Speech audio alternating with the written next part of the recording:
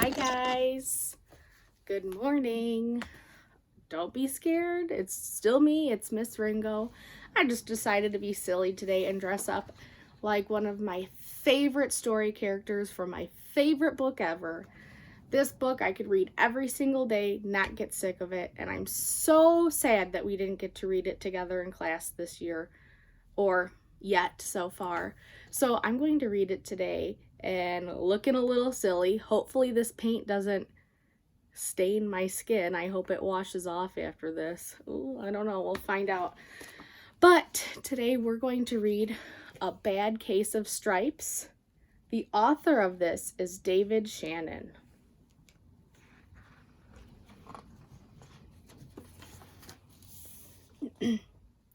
Camilla Cream loved lima beans, but she never ate them. All of her friends hated lima beans, and she wanted to fit in. Camilla was always worried about what other people thought of her. Today she was fretting even more than usual. It was the first day of school, and she couldn't decide what to wear. There were so many people to impress. She tried on 42 outfits, but none seemed quite right. She put on a pretty red dress and looked in the mirror. Then she screamed. That's what I did when I looked in the mirror. Ah!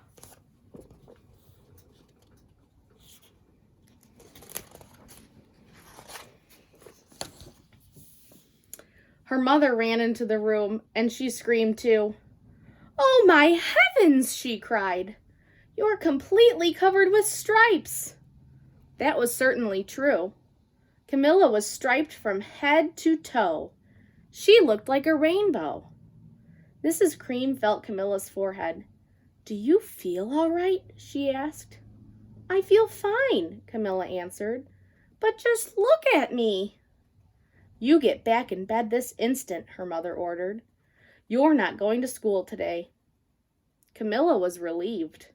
She didn't want to miss the first day of school, but she was afraid of what the other kids would say, and she had no idea what to wear with those crazy stripes.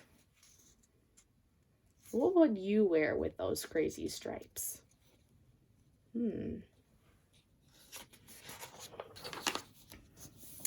That afternoon, Dr. Bumble came to examine Camilla. "Most extraordinary!" he exclaimed. "I've never seen anything like it. Are you having any coughing, sneezing, runny nose, aches, pains, chills? Maybe hot flashes, dizziness, drowsiness, shortness of breath, or uncontrollable twitching?" "No," Camilla told him. "I feel fine." "Well then," Dr. Bumble said, turning to Mrs. Cream, "I don't see any reason why she shouldn't go to school tomorrow. Here's some ointment that should help clear up those stripes in a few days. If it doesn't, you know where to reach me." And off he went. Even her tongue had stripes. The next day was a disaster. Everyone at school laughed at Camilla. They called her Camilla Cran and Knight of the Living Lollipop. She tried her best to act as if everything were normal. But when the class said the Pledge of Allegiance, her stripes turned red, white, and blue, and she broke out in stars.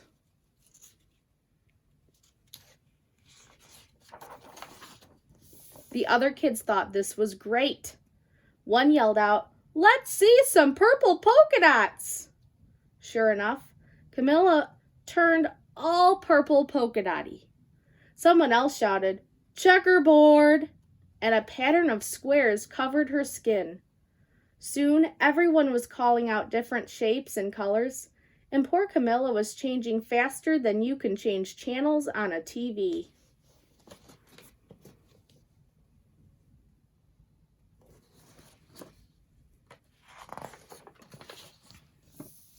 That night, Mr. Harms, the school principal, called.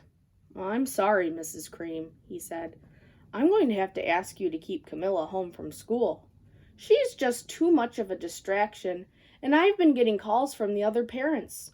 They're afraid those stripes may be contagious." Camilla was so embarrassed. She couldn't believe that 2 days ago everyone liked her. Now, no one wanted to be in the same room with her. Her father tried to make her feel better. "Is there anything I can get you, sweetheart?" he asked. "No, thank you," sighed Camilla. What she really wanted was a nice plate of lima beans. But she had been laughed at enough for one day.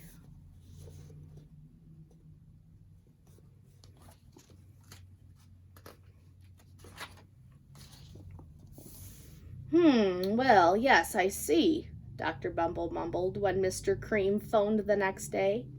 "I think I better bring in the specialists. We'll be right over." About an hour later, Dr. Bumble arrived with 4 people in long white coats. He introduced them to the Creams. "This is Dr. Grop, Dr. Sponge, Dr. Cricket, and Dr. Young." Then the specialists went to work on Camilla. They squeezed and jabbed, tapped and tested. It was very uncomfortable. "Well, it's not the mumps," concluded Dr. Grop. "Or the measles," said Dr. Sponge. "Definitely not chicken pox," put in Dr. Cricket. "Or sunburn," said Dr. Young. "Try these," said the specialist. They each handed her a bottle filled with different colored pills. "Take 1 of each before bed." Then they filed out the door, followed by Dr. Bumble.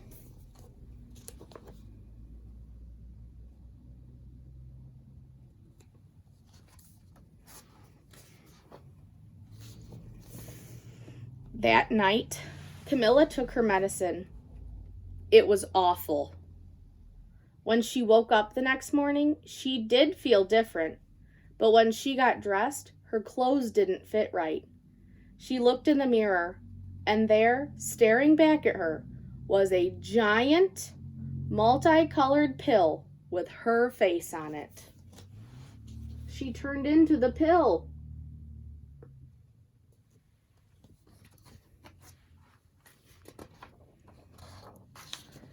Dr. Bumble rushed over as soon as Mrs. Cream called, but this time, instead of the specialists, he brought the experts.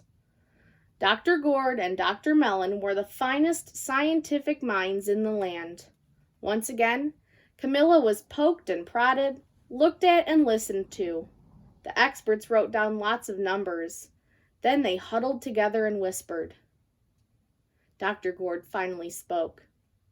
"It might be a virus," he announced with authority. Suddenly, fuzzy little virus balls appeared all over Camilla. "Or possibly some form of bacteria," said Mr. Mellon. Out popped squiggly little bacteria tails. "Or it could be a fungus," added Dr. Gourd. Instantly, Camilla was covered with different colored fungus blotches. The experts looked at Camilla, then at each other. "We need to go over these numbers again, back at the lab. We'll call you when we know something," but the experts didn't have a clue, much less a cure.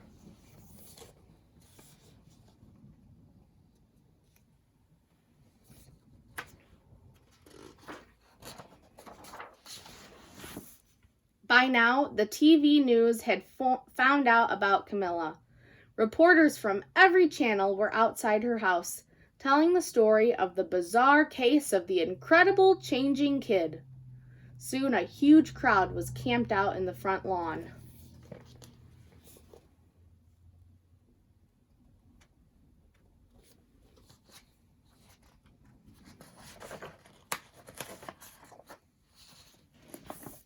The Creams were swamped with all kinds of remedies from psychologists, allergists, herbalists, nutritionists, psychics, and an old medicine man, a guru, even a veterinarian. Each so-called cure only added to poor Camilla's strange appearance until it was hard to even recognize her. She sprouted roots and berries, and crystals and feathers, and even a long furry tail. but nothing worked.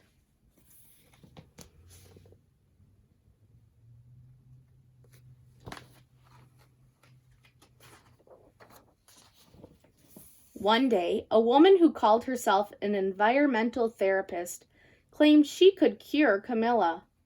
"Close your eyes," she said. "Breathe deeply and become one with your room." "I wish you hadn't said that," Camilla groaned. Slowly, she started to melt into the walls of her room. Her bed became her mouth, her nose was a dresser, and 2 paintings were her eyes. The therapist screamed and ran from the house. "What are you going to do?" cried Mrs. Cream. "It just keeps getting worse and worse." She began to sob.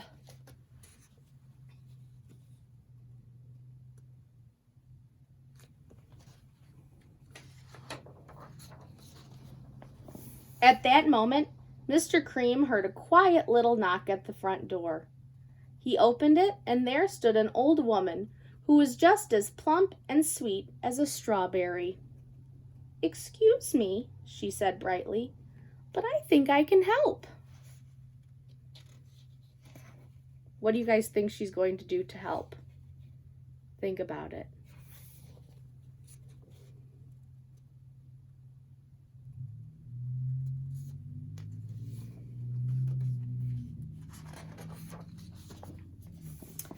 She went into Camilla's room and looked around. "My goodness," she said with a shake of her head. "What we have here is a bad case of stripes. One of the worst I've ever seen." She pulled a container of small green beans from her bag. "Here," she said, "these might do the trick." "Are those magic beans?" asked Mrs. Cream. "Oh my, no," replied the kind old woman. "There's no such thing. These are just plain old lima beans." "I'll bet you'd like some, wouldn't you?" she asked Camilla. Camilla wanted a big, heaping plateful of lima beans more than just about anything, but she was still afraid to admit it. "Yuck," she said. "No one likes lima beans, especially me." "Oh dear," the old woman said sadly. "I guess I was wrong about you." She put the beans back in her bag and started toward the door. Camilla watched the old woman walk away. Those beans would taste so good, and being laughed at for eating them was nothing compared to what she'd been going through. She finally couldn't stand it. "Wait!" she cried. "The truth is, I really love lima beans." "I thought so," the old woman said with a smile. She took a handful of beans and popped them into Camilla's mouth. "Mmm," said Camilla.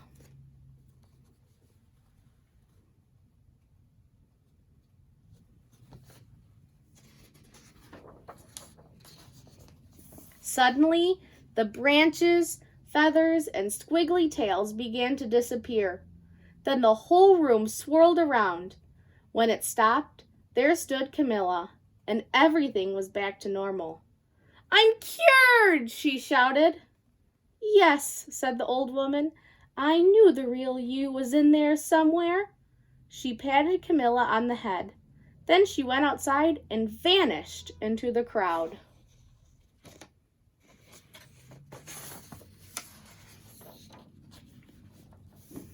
Afterward, Camilla wasn't quite the same.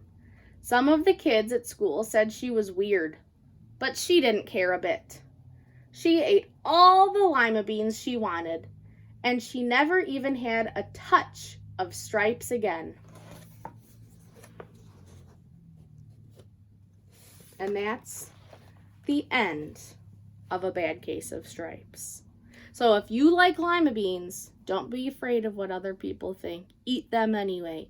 If you like something that other people don't like and you're afraid of what they'll think, don't worry about what other people think. You do it and you eat it anyway. Unless it's something dangerous, don't do that. All right, thanks for listening, guys.